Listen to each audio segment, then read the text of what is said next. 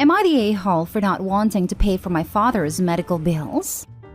My female 29 parents divorced when I was about 10 years old, and I have had no contact with my father after a year because he made a choice to prioritize his new family, a stepson who is currently 33 years old and eventually his children with his new wife over my brother and I. No visitation after he got remarried at all. When we called to ask when he was going to visit us, he would just say that he was busy. Before the divorce, I was literally daddy's little girl, his beloved golden child. No joke. I thought my father was the best and I wanted to marry a man like him when I grew up. So the fact that he just dropped my brother and me off has caused a deep-seated wound in my heart, which I will never ever forgive him for causing. He never paid child support, so my mother had to support my brother and I as a single parent. She decided not to take him to court as she never wanted anything to do with him again, even though parents had 50-50 custody. However, 18 years is a long time, and thanks to my mother's love and care for us, I have already forgotten about him and moved on with my life. Same goes for my brother. We have both grown up to live comfortably in our lives, take care of our mother and love her to no end. The story is that this morning, his stepson 33 contacted me via Facebook and said he wanted to talk to me regarding our father. And I was confused at first, and then remembered that yes, I had someone like that in my life. He told me that our father has a medical condition and treatment costs a lot, sent together with screenshots of his medical reports, and that it would be nice if we could pay his bills. And also that my father wanted to speak to my brother and I. I told him that man lost the rights to be my father when he decided to not have any contact with us. And also that his father's medical bills are none of my concern. So as his children, he shouldn't go around harassing random people for money. Also, all those years of unpaid child support could be used to cover his medical expenses. After which he called me a vengeful and heartless witch, to which I just replied with a smiling emoji and blocked him. I talked to my mom about this, and she said while I have the right to be angry with him, he is still my father and is unwell, so I could help them out a bit. I told her no way in hell am I going to pay for his bills.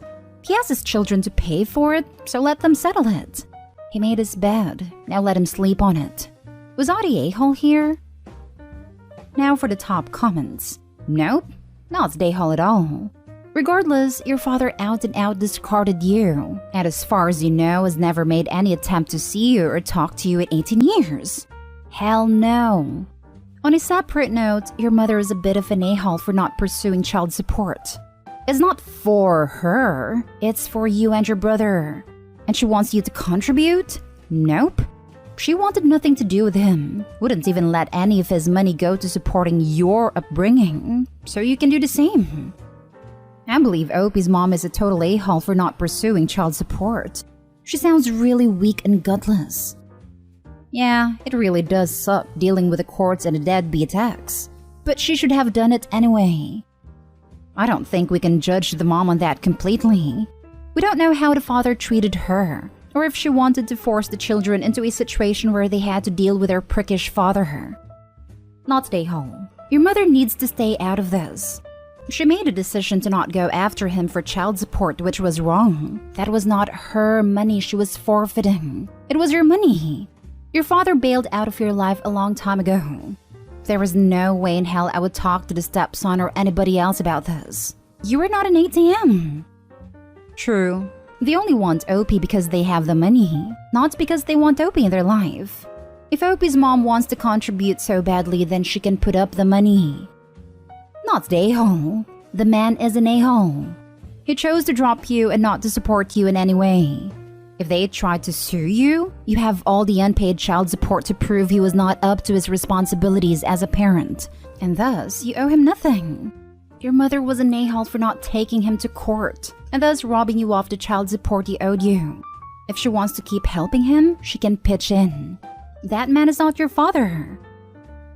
Next story. Am I the a-hole for not giving my mother my brother's number? My 16 female mother has cancer. She's getting treatment, but I don't think it's working well. It's hard, and we've all been a mess. But yeah, my mom has a son from her previous marriage, Brady, 27 male. My mom didn't treat him well, and he cut contact with her when he turned 18, and I'm pretty sure he calls his stepmother mom.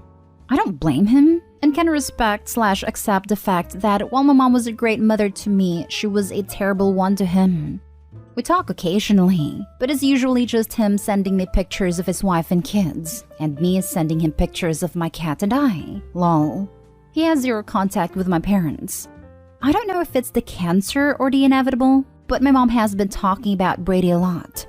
I tell her things like, oh, he's fine, etc. You know, a general idea, but I don't go into detail to respect his privacy. But then my mom started asking me to make him visit at least once. So I texted Brady and asked if he wanted to visit, and he said no. It would be too hard, and then he just changed the topic. I didn't ask him to explain. I told my mother and she started crying. She begged me to give her his number, and that she just wanted to see her first baby one last time. She wanted a chance to apologize and tell him that she loved him. I was really tempted, not gonna lie, but I just couldn't. I love my brother and he's always been kind to me. The least I can do is respect his wishes. It hurts to see my mother cry while she's already in such a weak state, but I refused to give her his number. She just cried harder and asked me why I was torturing her as well, basically implying that I'm in the wrong for preventing her from seeing her son. My dad is upset with me as well and said that he can't believe I'm choosing a spoiled bastard over my sick mother. I don't think I'm the a-hole, but I do feel horrible. My mom is incredibly unwell. It is true that she can't really do anything. It's the only thing she's asking for these days. But I just can't. Does that make me an a-hole? Not the a-hole, especially after what your father said. Your brother is a person just like your mom. And just because your mom's upset now doesn't excuse her behavior toward your brother. You might end up having to go stay with your brother if your dad decides to continue being angry with you after your mom passes. Agreed. The parents are definitely stressed and grieving. But if they blame the brother for the mother's poor parenting, then it's not unlikely they'll direct resentment at OP. Yes, this is very complex, but you're not the a-hole though. If I were in your shoes, to be honest, I would reach out to Brady one last time and tell him that she's sick, and if any part of him wanted closure, now is the time. Reason not being that she deserves his forgiveness, but that he might wish he did talk to her later in life. So, no, don't give her his number, but I would make sure that he knows the full, and I'm not pushing way at all, of course, situation, and that she's very regretful.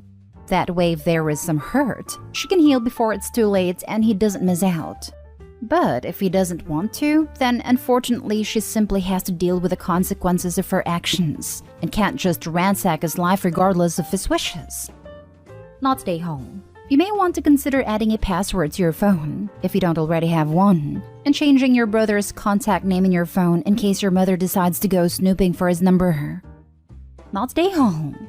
She had years and years if your brother's dead. Now it's making her realize what she's done. As much as the general advice is usually stay out of it, part of me feels that you might suggest she writes down how she feels, and then you just tell your brother that you have this. And that is then left to him if he reads it or not. But she's given a chance to make her peace. But if he then chooses not to read it or respond, your conscience would be clear. You absolutely poor thing to be in the middle of this. Who is looking after you, my dear? The letter might be a good idea. And it's sweet of you for asking about me. I'm fine.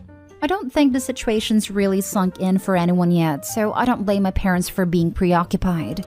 My brother sends me money every 2 weeks, plus I also have my cat. Thanks again. Next story is titled, Am I the a-hole for ruining my father's gender reveal? My 38 female father, 66 male, started dating Vanessa, 26 female, during the 2020 lockdown. He's always been very vocal about wanting a son. Even when me and my sister were little, father would scorn mother for us not being boys. He hated the idea that someday we might get married to men he didn't approve of. He cut off my sister for this reason. I've ended several long-term relationships over the years because he also threatened to cut me off. No one was ever good enough, yet I was always pressured to have kids of my own. Vanessa is now pregnant. She called me inviting me to the gender reveal, and knowing my father's history, this concerned me. I asked if it expressed any favoritism to a certain gender, and she said that he hadn't. Apparently, he doesn't care at all what gender the baby is and will love it either way. BS. The gender reveal was at my father's house in the country. I stayed over the day before, so was there when everything was being set up. They were doing the reveal using gifts that only half the guest had, depending if they picked a blue present box or a pink one.